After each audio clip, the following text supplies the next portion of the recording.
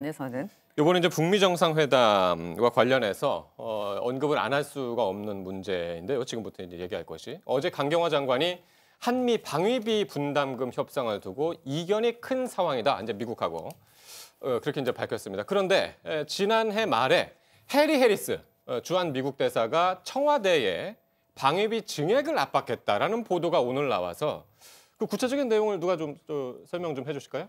그러니까 이게 분담금에 대해서는 원래 이제 올해부터 적용되는 거라서 네. 그러니까 작년 연말까지 좀 빨리 결정이 됐어야 되는데 이게 계속해서 협상이 지금 진행이 되고 있는 상황이거든요. 근데 지금 10번까지 했고 결론을 못 내고 원점으로 돌아간 상태에서 지금 펜딩돼 있는 상태입니다. 지금 네. 중단된 상태인데 네.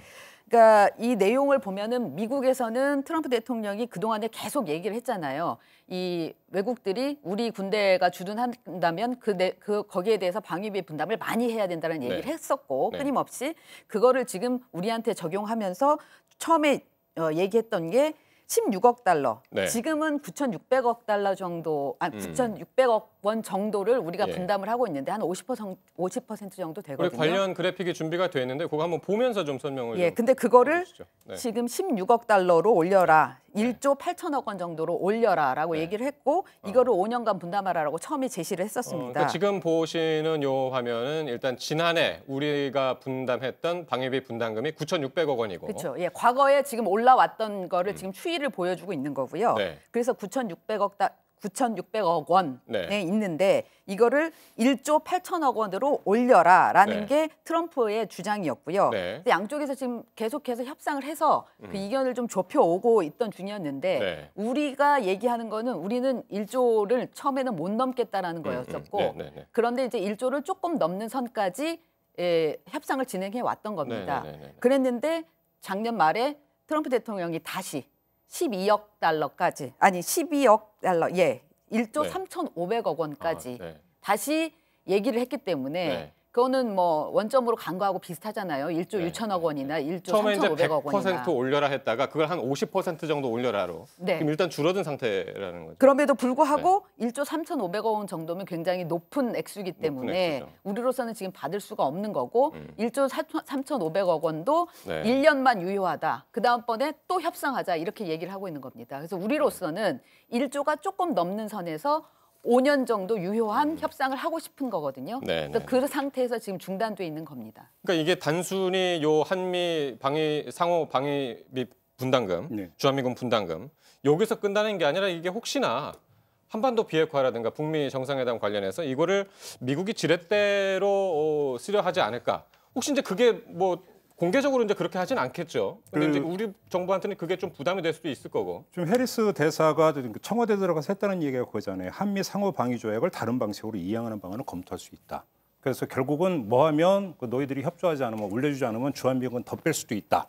이런 협박 아니냐 이게 지금 이제 분석이 나오고 있는데요. 예. 일단 좀 그 몇 가지로 봐야 되는 게 일단 주한미군이 9,000명 정도 줄었어요. 원래 한 그 37,000명 되다가 지금 그 뭐 전략적 유연성 부시 행정부 때 이게 추진이 되면서 9,000명 정도가 감축이 돼서 2만 8천 정도로 이미 줄었고요. 예. 근데 여기서 지금 이걸 가지고 한다라고 하는 것은 여기에 제가 볼 때는 뭐가 있냐면 많은 분들이 방위비 분담금이면 저거 뭐 총 쏘고 무기 사고 이런 데 쓰는 돈으로 그러니까 오해를 하고 계시는데 그게 아니고 결국은 지금 그 주한미군 부대에 배치되는 그러니까 한국인 군속들 인건비라든지 네. 그다음에 건설비라든지 이런 데 쓰는 돈이거든요. 그런데 지금 전문가들이 하는 이야기가 예를 들어서 지금 주한미군이 건설비 쓸 게 없어요. 왜냐하면 네. 지금 평택기지 조성이 다 끝나가지고 제일 큰 예. 어떤 덩어리가 됐기 때문에 예. 쓸 데가 없는데 도대체 왜 올려달라고 하느냐. 지금 전문가들이 이야기는 돈 받아갖고 은행에 넣고 이자 놀이하고 있다는 거 아닙니까? 네, 주한미군이. 네, 네, 네. 그러니까 더 말이 안 되는 거고 제가 볼 때는 미국이 이렇게 강경하게 나오는 데는 지렛대가요. 다른 지렛대가 있는 것 같은데 지금 두 가지로 봐야 됩니다. 첫째는 이 주한미군 방위비 분담금도 있지만 주일미군 방위비 분담금 협상을 앞두고 있는데 여기서 강하게 나가서 관철시킴으로써 일본과의 협상에서 유리한 고지를 네. 확보하려고 하는 전략적 이유. 예. 또 한 가지는 최근에 트럼프가 나토 뭐 탈퇴를 한 해 만에 네네네. 거의 협박성 발언을 하고 있는데 예. 이것과 관련해서도 한국에서 뭔가의 가시적 성과를 끌어내면서 유럽과의 관계에서도 유리한 고지를 점하려고 하는 전략적 판단. 네. 이게 뭐냐면 한미 FTA 재협상을 가지고 다른 나라의 어떤 그 무역 협상의 지렛대로 삼았던 거와 거의 알겠습니다. 동일한 예. 전략으로 지금 가고 있다. 예. 이런 이야기가 많이 나오고 있는 그래서 거죠. 예. 이거는 그 내용에 대해서 우리 국민들이 좀 잘 알고 네. 사실 이건 내부에서도 여론을 만드는 데 있어서 좀 역할을 해줄 필요가 있는 것 그럼요. 같습니다. 네, 네, 예, 맞아요. 그래서 짧게 한 국회에서도 말씀씩만, 예, 듣겠습니다. 국회에서도 지금 네. 오늘 아침에 강경화 장관이 그 내용에 대해서 외통위원들한테 설명을 했고 네. 그리고 외통위원들이 그 부분에 대해서 힘을 실어주는 얘기가 지금 나왔거든요. 성명서까지 나왔기 때문에 예. 그 부분은 좀